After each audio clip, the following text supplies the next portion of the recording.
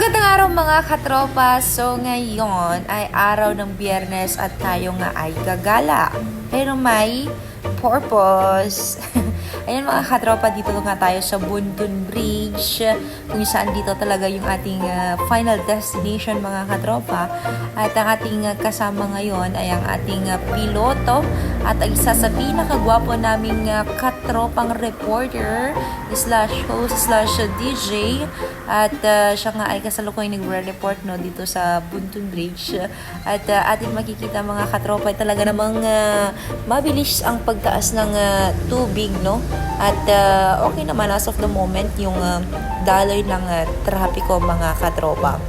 And ayan mga tropa, ang ating kasama, si katropang JP Saking, kasama ang ating cameraman slash piloto na si Loreto.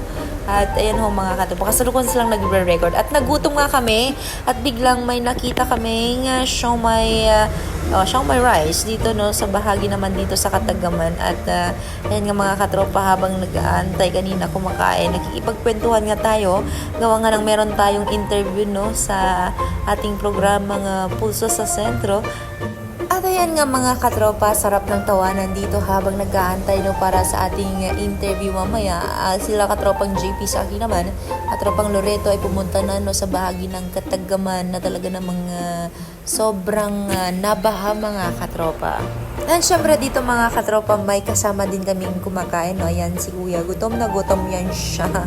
But anyways, ayan mga katropa, no, pagkatapos ng aming reporting lahat, at iyan nga ay tayo na ay uuwi na no, sa Gosi Norte. At ganito nga yung sitwasyon na nating nadatnan, particular dito sa aking boarding dito sa lungsod ng Tuguegarao. At ngayong araw na ito mga katropa ay ganyan pa rin yung sitwasyon, hindi pa humuhupa yung baha, pero we're praying and hoping na sana sa mga susunod na araw ay magiging okay na. Ayun lang mga katropa, quick vlog. Maraming salamat. Sana i-like, share, and follow itong Facebook page. God bless! Mwah! Bye-bye!